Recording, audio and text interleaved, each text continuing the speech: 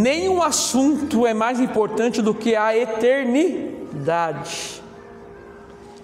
Eu quero saber, irmão, sobre a eternidade, coisas eternas, amém? Então esse vai ser o assunto em partes hoje. Lucas 18. Quem achou, diga amém. Amém. Lucas 18, versículo 18 e 19. Não, só 18 só para ser rápido, vamos lá. Lucas 18. Vamos ler. E perguntou-lhe um certo príncipe, dizendo: bom mestre, que hei de fazer para herdar a vida eterna? Diga amém. Coloque a Bíblia no teu coração. Vamos orar rapidamente para tempo de pregar. Amém? Vamos falar com Deus. Meu Deus e meu Pai, estamos aqui nessa noite para louvar o teu nome, engrandecer o teu nome, para te servir e te obedecer. Essa noite, Pai, já ouvimos as suas mensagens, porém o Senhor tem mais para nos ensinar ainda. Fale com cada um de nós, Senhor. Toma a minha vida, toma a mim como pregador do teu evangelho, este homem pecador que vos fala, mas que está aqui disposto a enviar a tua mensagem. Fale com cada um de nós, ó Deus.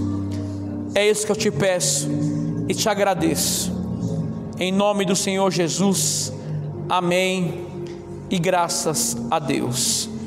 Coloque a Bíblia sobre o teu assento. Pode aplaudir o Senhor bem alto e bem forte. Isso, aplaude o Senhor. E graças a Deus. Pode tomar o seu assento. Irmãos, como eu falei no início, eu quero falar sobre a vida eterna. Você pode viver aqui 100 anos. Passa, não passa? Passa ou não passa? E está passando, parece cada dia mais rápido. É ou não é? Repara uma semana como está passando rápido. Repare como já estamos quase no final do ano.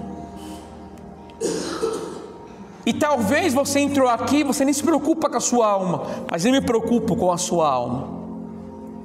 Estou te falando muito forte. Tem pessoas que nem se preocupam, mas eu me preocupo com a sua alma.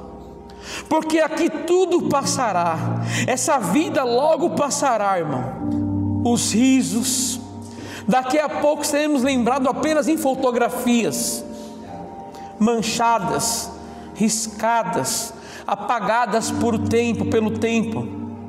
Então, a eternidade com Deus é um dos principais focos que deveríamos ter como cristãos. O foco da eternidade, aonde você passará a sua eternidade. E este jovem que chega até Cristo, um jovem rico, ele queria saber de uma coisa com Jesus. Ele queria saber do quê? Como herdar a vida eterna. Ele queria saber da vida eterna. O interesse dele, o desejo dele era saber sobre a vida eterna. Não deveria esse ser o desejo da igreja? Nosso. Não se preocupar com o carro do ano, com casa, com casamento. Quem corre atrás disso são os ímpios. Quem luta por isso é os ímpios. O que é meu chegará em minhas mãos. O que não chegar, está ótimo. E rico é o homem que possui a vida eterna. Rico é a mulher que possui a vida eterna. Então este jovem, ele tinha um desejo de querer saber sobre a vida eterna. Hoje, irmãos, as pessoas querem saber como eu faço, pastor, meu marido voltar, para minha esposa voltar, como eu faço para obter sucesso financeiro, é congresso para o sucesso para lá, é congresso para prosperar para cá. Isso pouco me importa, eu não me importo com essas coisas. Esse jovem, ele vai até Cristo com uma boa intenção até. Ele queria saber sobre a vida eterna. Amém? Como esse é o desejo dele, também deve ser o nosso desejo. Aqui não lota, irmão, tanto assim, porque eu não vou pregar sobre você que você vai ter o carro do ano. Eu não quero saber disso, irmão. Isso daí são coisas tão pequenas, irmãos, perto do que eu estou falando hoje para você sobre a eternidade, estar com Cristo eternamente. Quando eu prego sobre isso, os meus sonhos, os meus desejos terrenos se tornam tão minúsculos perto quando eu trato de falar sobre a eternidade com Deus. Você entendeu? Não estou dizendo, eu sou grato por tudo que Deus me deu, eu cuido de tudo que Deus me deu. Deus te deu um carro, cuide dele. Deus te deu uma casa, cuide dela. Deu um marido, a esposa, cuide dele, cuide dela. Isso é importante? É sim. Mas estou dizendo que o principal desejo do nosso coração deve ser a eternidade. E aqui as pessoas não querem saber dessas coisas. Por que não querem saber? São carnais. Por que não querem saber? Porque isso é lá na frente. Eu quero saber, pastor, de agora. O que Deus tem para mim agora? Se eu te falar assim, Ele te deu a vida eterna e vai te dar mais nada, você não fica feliz com isso? Ou você não fica feliz? Ele te deu a vida eterna e não vai te dar mais nada. Será que você pode segui-lo por isso? Então esse jovem, ele tem um desejo de querer saber sobre a vida eterna. Essa pergunta é boa, sim ou não? Até parece que é boa, né? Mas nem tanto. Olha a pergunta que ele faz. Vamos lá ler?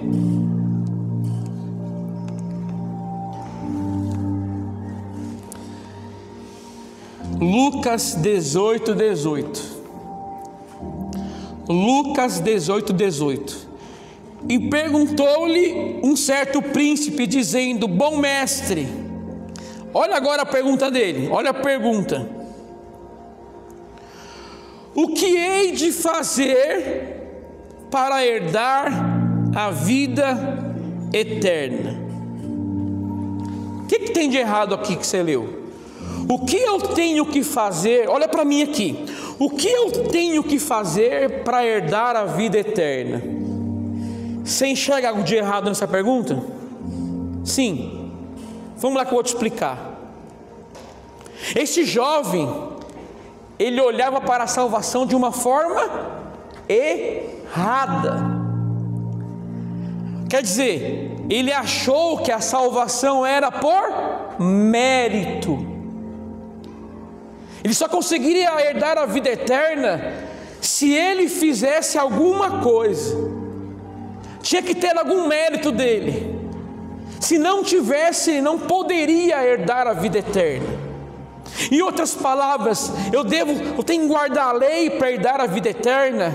Ao invés de ser assim, eu guardo os mandamentos de Deus, não para herdar a vida eterna, eu guardo porque eu já tenho a vida eterna. Entendeu ou não? Entendeu a diferença? Quer dizer, eu não vou guardar os mandamentos para ser salvo. Eu sou salvo, por isso eu guardo os mandamentos.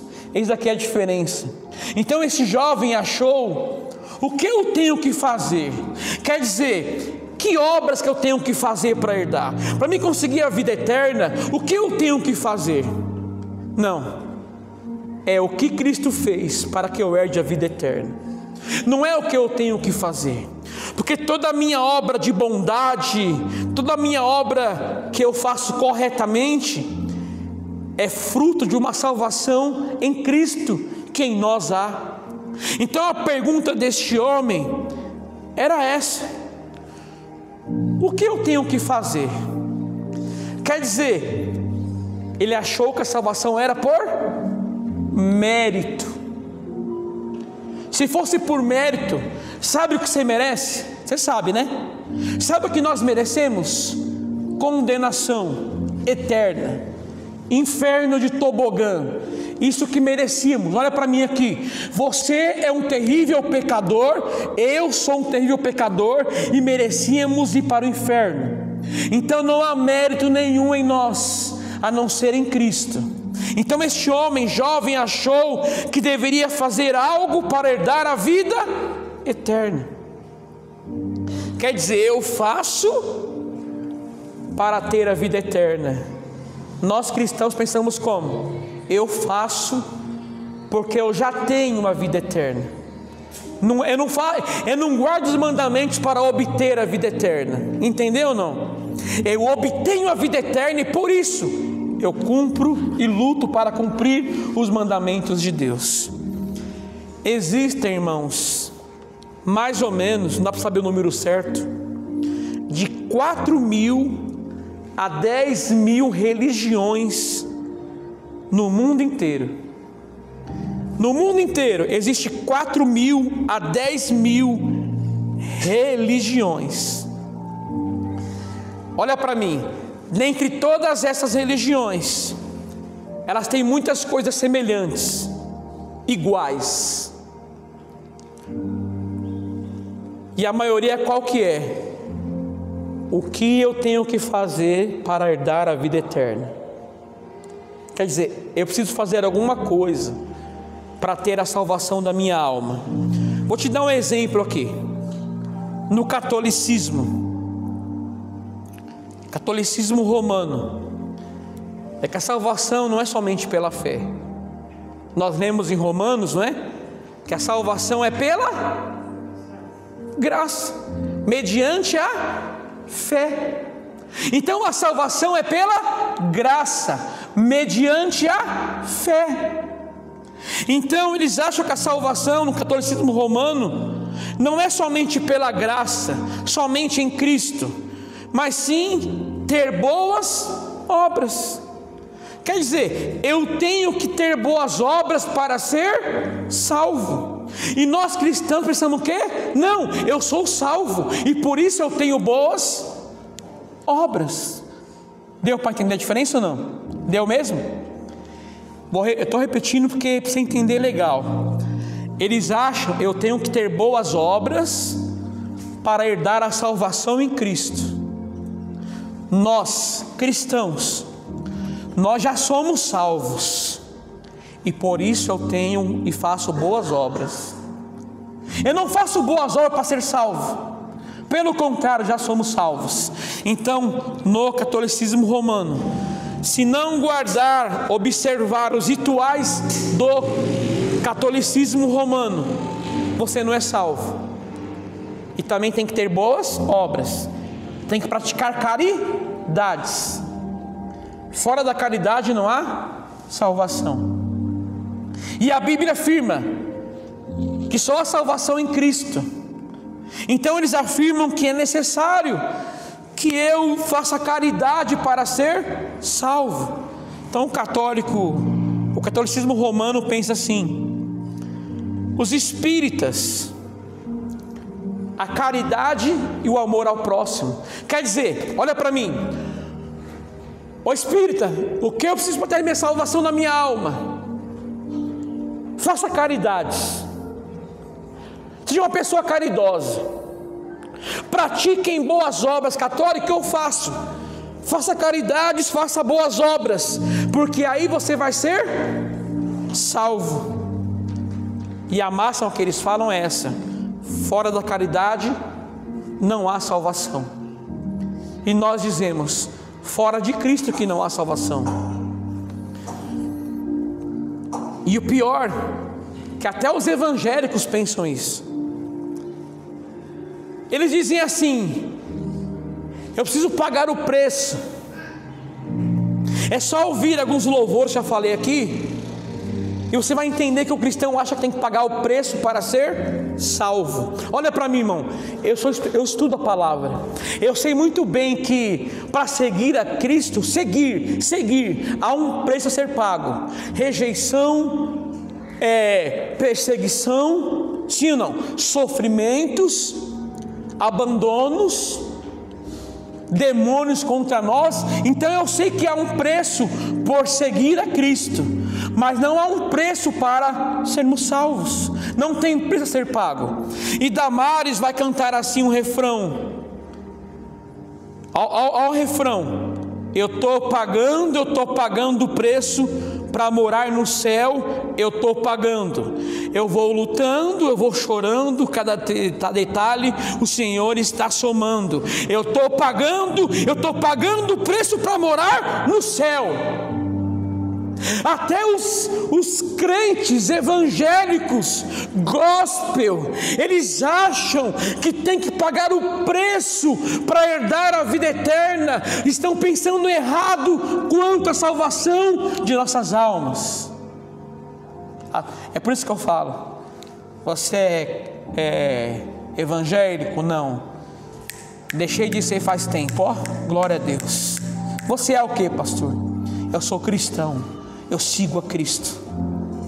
Eu não sigo meio gospel, eu não sigo religiões, eu sigo a Cristo. Então, até os crentes de hoje, eles acham que tem que fazer alguma coisa para ser salvo.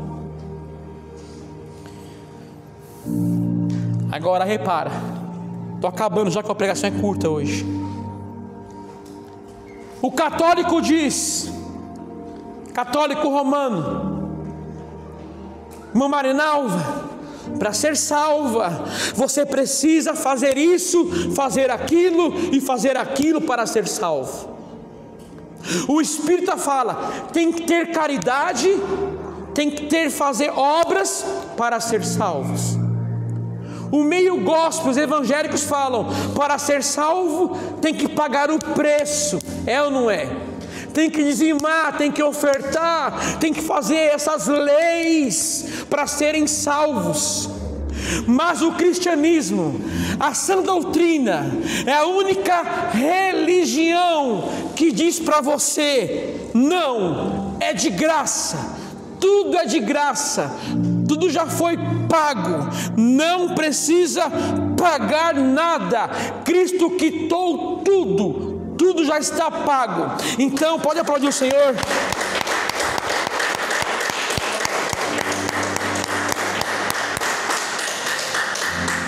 Então, enquanto os outros falam, tem que fazer isso para ser salvo, como esse jovem, o que eu faço para herdar a vida eterna? Vão dizer para você, ó, faça caridade, não é? Dizime, oferte, faça isso para você ser salvo. Ó, caridade, bondade, não é? Ame o próximo. Não.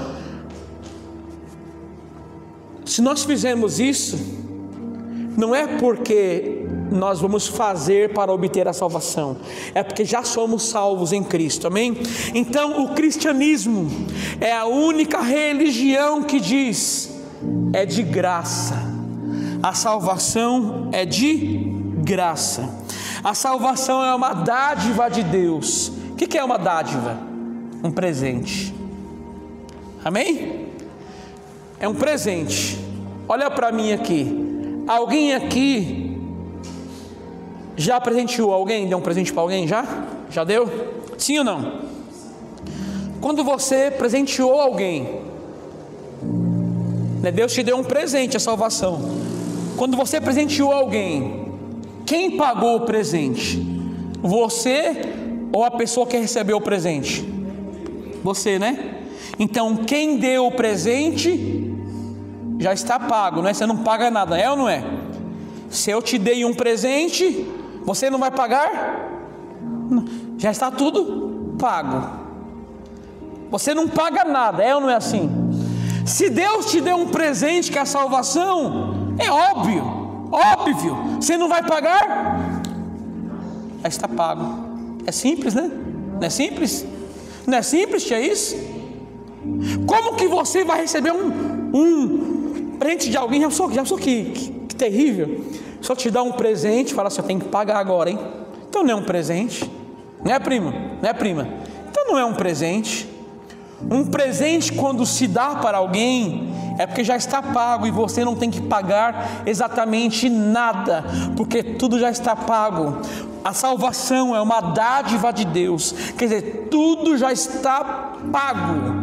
Quem pagou? Jesus na cruz do Calvário. Então não me vem dizendo para mim que eu tenho que observar as leis, que eu tenho que dizimar, ofertar para ser salvo. Pelo contrário, se eu tenho boas obras, se eu tenho boas ações, se eu procuro guardar os mandamentos de Deus, mesmo falho e errante, é um sinal de que eu já sou salvo em Cristo. Pode aplaudir o Senhor Jesus.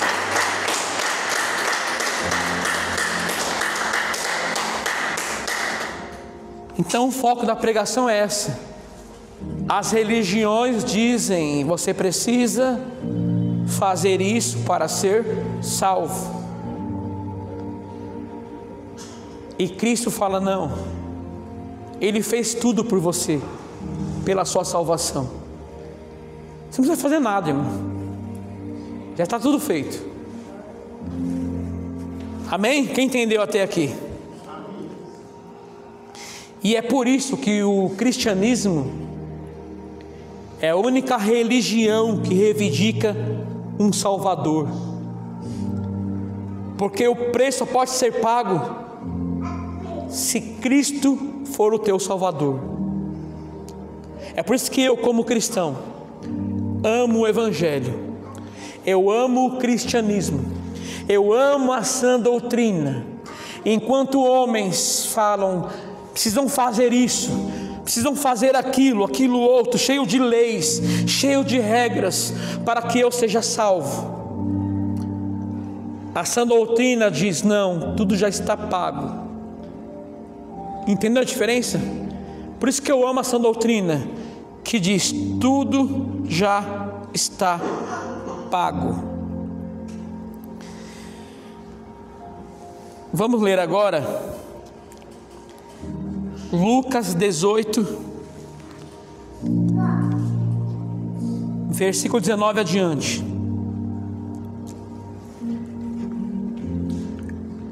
Jesus lhe disse, por que me chamas bom? Ninguém há bom, senão um, que é Deus. Olha aqui a resposta de Cristo para esse jovem. Sabes os mandamentos?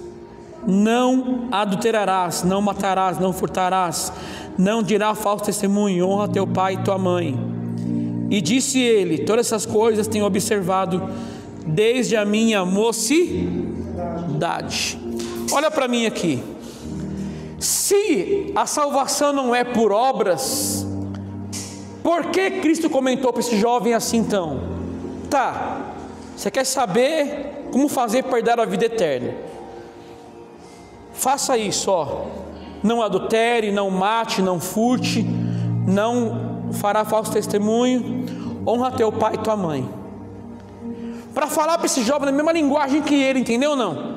Como ele está com o pensamento errado, qual que é o pensamento dele? Eu tenho que fazer algo para herdar a vida eterna. Para ele entender na linguagem dele, tá bom então, já que você acha que é assim, então tá bom. Em tom de ironia, tá bom então, guarde os mandamentos, obedeça a pai e mãe, né? Não roube, não mate. E ele fala o quê? Eu tenho feito isso desde a minha mocidade. Será que realmente ele fazia isso? Será? O que você acha? A Bíblia diz assim, ó: se tropeçou em um mandamento, tropeçou em todos. Tropeçou em um, tropeçou em todos. Aqui nesse momento, Cristo já sabia, porque Ele sabia de tudo, irmão, dos erros daquele jovem. Como assim? Como assim? Esse jovem era judeu. Para judeu, não é só 10 mandamentos, são 613 mandamentos. Quem consegue, irmão, guardar 613 mandamentos? Então, para os judeus, ele deveria guardar 613 mandamentos na lei de Moisés. Ele disse o quê? Eu cumpri todos os mandamentos. Jesus, em tom de ironia,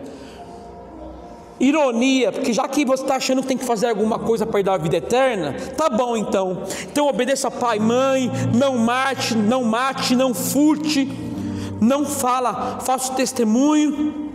Ele falou o quê? Desde minha pequenez eu faço isso, desde a minha mocidade eu faço isso. E Jesus vai mostrar que ele não fazia. 18. E perguntou-lhe um certo príncipe, dizendo: bom mestre, que hei de fazer para dar a vida eterna? Pula aqui a resposta agora, pula a resposta. Versículo 22.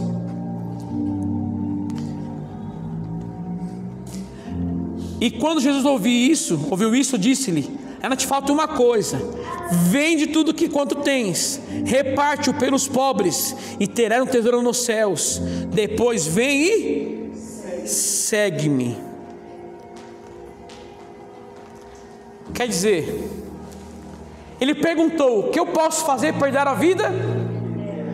Cristo falou: faça isso, pegue seus bens, venda e doe aos pobres. Ele conseguiu fazer para dar a vida eterna? Ele conseguiu? Não. O que mostra isso? Nada que você possa fazer te conduzirá à vida eterna. Entendeu ou não? Quer dizer, ele perguntou: o que eu tenho que fazer? Cristo, então faça isso. Ele não conseguiu fazer. Você não consegue obter a vida eterna porque você deseja apenas, mas nós conseguimos porque Cristo nos fez confiar em seu sacrifício lá naquela cruz do Calvário. Então, Senhor, o que eu faço para dar a vida eterna? Tá bom então, já que você não entendeu o que é a vida eterna, eu vou te explicar de outra forma. Faça isso então. Não consigo fazer. Nada que vocês possam fazer é capaz de herdar a vida eterna. Essa é a lição. Somente Cristo pode te dar a vida eterna. E o Evangelho diz que é de graça. Venha de graça, que eu darei para você a água da vida. O Evangelho diz é de graça. Enquanto outros pregam: façam isso, façam aquilo, cumprem leis, rituais, regras, dizime, oferte, faça isso, doe aos pobres. Não, faça isso. Cristo falou que não. Nenhum homem consegue obter a vida eterna, nenhum, por seus esforços, por seus méritos, exceto por Cristo. Então termina a pregação de hoje dizendo para você que apenas o sacrifício de Cristo é capaz de salvar a tua alma que estava perdida. As boas obras nossas não são uma reivindicação para a salvação, mas um efeito da nossa salvação. Olha que lindo isso. As obras, que nós fazemos de bom, de bem, não são uma reivindicação para a salvação. Senhor, já que eu fiz boas obras, eu tenho que ser salvo, Jesus. Eu não posso reivindicar a Deus por ter boas obras. Mas as boas obras é um efeito da salvação que Cristo já operou em nós. Esse jovem pensava assim, para alcançar o céu, eu tenho que ter boas obras, não é? Não é isso que ele quer dizer? O que eu tenho que fazer? Guardar mandamento, guardar a lei de Moisés, fazer o quê? Escuta, nossas obras de justiça não passam de trapos de imundícia. A sua bondade longe de Cristo não passa de trapos de imundícia. Guarda isso. Eu não sirvo a Deus, mas sou uma pessoa bondosa. Suas obras são trapos de imundícia. Enquanto a obra de Cristo salva, transforma, as nossas obras não passam de trapos de imundícia fora de Cristo. Ninguém é salvo, irmão, por ser católico. Ninguém é salvo por ser judeu. Ninguém é salvo por ser evangélico, metodista, assembleiano. Nós somos salvos porque Cristo assim nos salvou e nos escolheu e nos presenteou com a salvação. Pode aplaudir ao Senhor Jesus. Eu poderia citar aqui mais de 1000 religiões que falam assim: vocês precisam fazer isso, fazer aquilo outro para serem salvos. Quer dizer, vocês precisam cooperar com a sua salvação. O Evangelho diz: não, tudo já está feito, está tudo consumado. Amém?